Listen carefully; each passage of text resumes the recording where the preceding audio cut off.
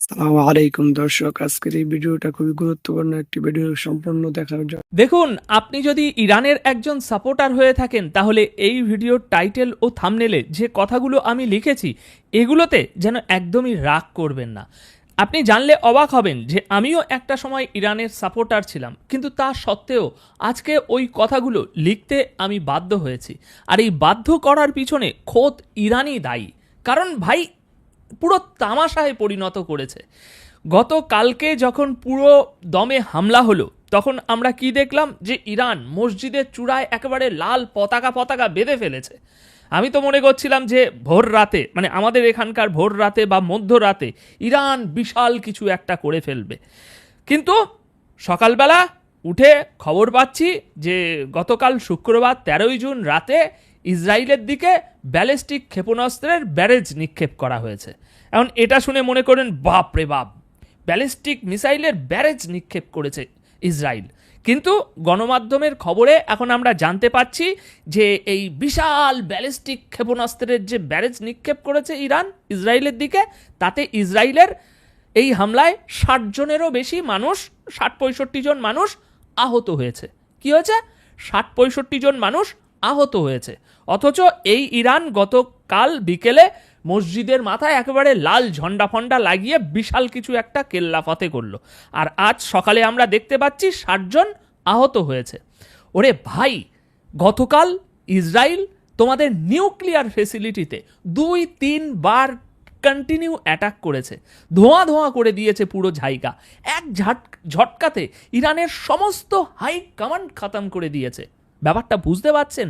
ভেবে দেখুন একবার, এক ঝটকায় 20 জনেরও বেশি সিনিয়র কমান্ডার, যাদের দ্বারা ইরান পরিচালিত হতো, যারা ইসরায়েলের উপরে আক্রমণ করবে, যাদের মাথায় পুরো পরিকল্পনা ছিল যে কিভাবে কি হবে, কোন মিসাইল কোন আন্ডারগ্রাউন্ডে আছে, কখন লঞ্চ করা হবে, কিভাবে টেকনিক অবলম্বন করা হবে, এগুলো যাদের মাথায় ছিল, সেই 20 জন বেশি সিনিয়র কমান্ডারকে এক ঝটকায় উড়িয়ে দিয়েছে। এবং পরমাণু বৈজ্ঞানিক তাদেরকে মেরে দিয়েছে একদিনে একটা টার্গেটে। আর সেই টার্গেটের মানে পাল্টা আক্রমণ, লাল ঝন্ডা ফন্ডা তুলে ব্যালিস্টিক ক্ষেপণাস্ত্রের ব্যারেজ। তো এই ব্যারেজে কটা মিসাইল ছিল বলছি, কিন্তু তার আগে একটু বুঝুন যে 60 জন মতো এই হামলায় ইসরায়েলের নাগরিক আহত হয়েছে। কোনো নিহতের খবর এখনো পর্যন্ত আমরা কোনো গণমাধ্যমেই খুঁজে পাচ্ছি না।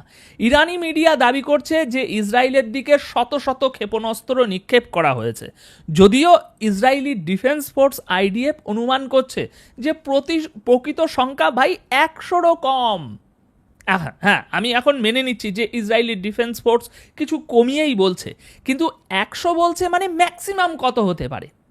120, 130, 150, 200, তার বেশি তো না ভাই। এইটুকুই এইটুকুই তোমার ভিতরে ক্ষমতা ছিল? আমি এমনি এমনি এই কথাগুলো লিখেছি? এইটুকুই ক্ষমতা ছিল তোমার? 20 জনেরও বেশি হাই কমান্ডকে মেরে দিল, বৈজ্ঞানিকদেরকে মেরে দিল, পারমাণবিক যে বোমা যেখানে সংরক্ষিত থাকে সেই মিসাইল স্টোরেজ 2 বার হামলা করলো। আর তার পরিবর্তে আমরা মধ্যরাতে ইরানের তরফ থেকে যে পাল্টা প্রতিক্রিয়া দেখলাম, সেটা সত্যি একেবারে হাস্যরসে পরিণত করেছে ইরানকে। ইসরায়েল মিসাইল ফেসিলিটি ধ্বংস করে দিয়েছে, আকাশ প্রতিরক্ষা ব্যবস্থা ধ্বংস করে দিয়েছে। সিরিয়ার আকাশ থেকে ইসরায়েল তাদের F-16 ফাইটার জেট ওই হাওয়ায় হাওয়ায় রিফিউল করছে। মানে ইরান ব্যারেজ পাঠিয়েছে। ওফ, শুনে ইরানি সমর্থকদের বুকে একেবারে ছাতি এরম ফুলে যাচ্ছে। আরে ভাই, ব্যারেজ! আর এদিকে ইসরায়েল গতকাল 200 ফাইটার জেট পাঠিয়ে আক্রমণ করেছে, এবং সেই 200 ফাইটার জেট গিয়ে আক্রমণ করে ফিরে এসে আবার সিরিয়ার আকাশে ইসরায়েল তাদের F-16 ফাইটার জেট এরকম হাওয়ায় হাওয়ায় রিফিউল করেছে। মানে ইসরায়েল অবধি যায়নি, সিরিয়ার আকাশে হাওয়ায় হাওয়ায় রিফিউল করে আবার ইউটার্ন মেরে ফের হামলা করেছে। 3 বার হামলা করেছে। আর কাল পর্যন্ত ইরান কি বলছিল এই হামলার আগে পর্যন্ত? যে আমরা ইসরায়েলকে নকশা থেকে মিটিয়ে দেবো, এই করব সেই করব।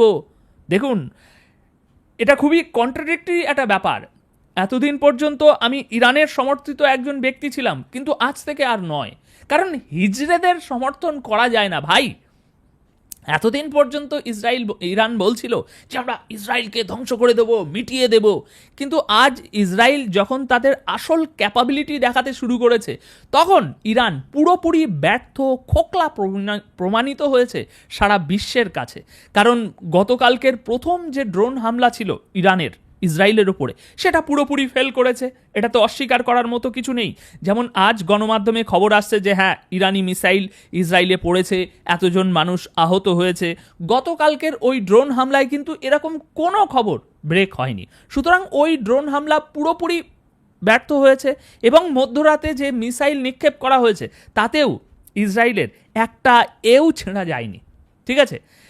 সুতরাং তাহলে এত শক্তি যখন ছিল না, তখন কেন এত ফটফট করার দরকার ছিল? ইরান বলেছিল আমরা যুদ্ধের এলান করব, কিন্তু এখন ঘটনা উল্টো হয়ে গিয়েছে। কারণ ইসরায়েলের কমান্ডাররা গতকাল হামলা করার পর, সারাদিন হামলা করার পর বলে দিয়েছে যে এটা আমাদের কোনো ওই নর্মাল হামলা টামলা ছিল না, যেরকম এর আগে হয়েছে, যে কোনো একটা জবাব দেওয়ার জন্য আমরা একটা স্ট্রাইক চালিয়ে চলে এসেছি, ব্যাস সব নিশ্চুপ। এরকম কোনো নর্মাল হামলা ছিল না, এটা আমাদের এলানের জং ছিল, মানে এই জং চলবে। এদিকে ইরান আজ পর্যন্ত বলছিল যে আমরা যুদ্ধের এলান করে দেব ইসরায়েল যদি বিশাল বাড়াবাড়ি কোনো কিছু করে। ঘটনা উল্টো হয়ে গিয়েছে। কেন হয়েছে?